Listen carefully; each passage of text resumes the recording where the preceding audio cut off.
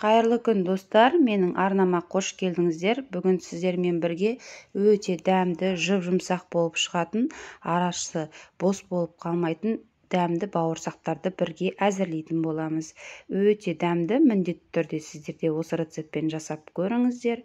Видеоны толықтай қарап, менің каналыма тіркеліп, қоңырау батырмасын басып қоюды ұмытпаңыздар. Алда көптеген қолжетімді рецепттермен бөлісетін боламын.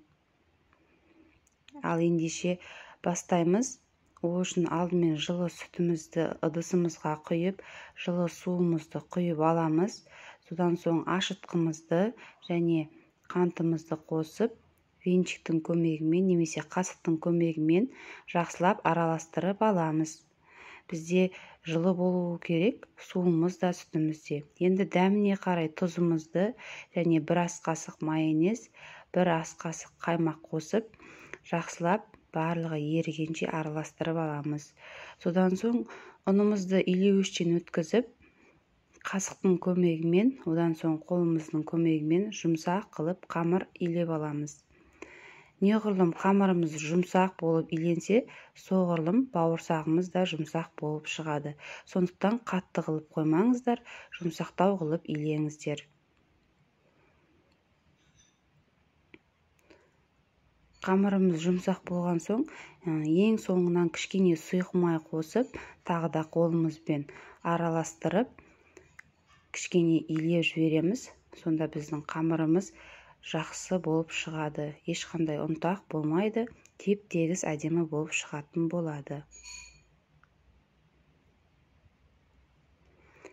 Мінекей біздің қамырымызды енді 1 сағатқа бетін жауып, жылы жерге қалдырамыз. 1 сағаттың ішінде біздің қамырымыз жұмсақ, керемет болып көтеріліп шығады. Енді кішкене ұнымызды сеуіп, қолдың көмегімен домалақтап, зуала қылып, содан соң оқтаудың көмегімен қамырымызды жайып алатын боламыз. Қамырымызды қатты қалың емес, немесе жұқа қылып емес, орташа қылып жаямыз.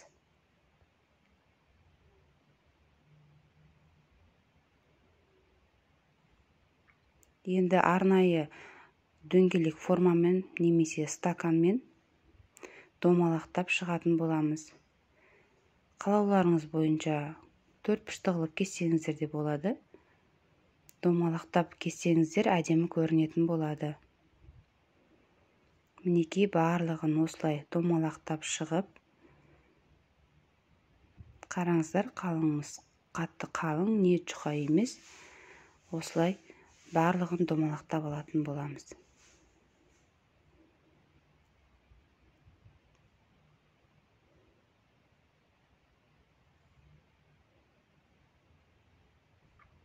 Енді кезекте қамырдың бетін майымыз қызғанша 5-10 минутқа жауып қалдырамыз. 5-10 минуттан кейін біздің қамырларымыз кішкене болса да көтеріліп тұратын болады. Майымызды жақсылап қыздырып, бауырсақтарымызды шетінен сала отырып, қуырамыз. Бұл жердегі ең ескертетін жағдай, бауырсақтарымыз қатты көтерілгенде емес, кішкене ғана қуырып, осылай екі бетін кезек-кезек аударсаңыздар, қамырларыңыздың арасы қатты көтеріліп, бос болып қалмайтын болады. Кезек-кезек осылай аударып, бауырсақтарымызды пісіріп алатын боламыз.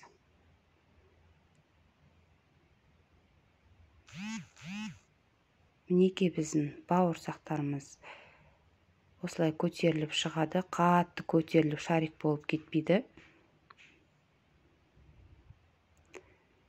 Өте жұмсақ, дәмді біздің бауырсақтарымыз дайын. Міндетті түрде осы рецептпен сіздерге де жасап көруді кеңес етемін. Қонақтарыңызды, отбасыларыңызды дәмді тағамдармен қуантыңыздар. Видеом сіздерге ұнаса, каналыма тіркеліп кетуді ұмытпаңыздар. Лайк басып, пікір қалдыруларыңызды сұраймын. Сіздермен болған Нұрия Амангелді. Келесі видеоларда жолыққанша қош сау болыңыздар.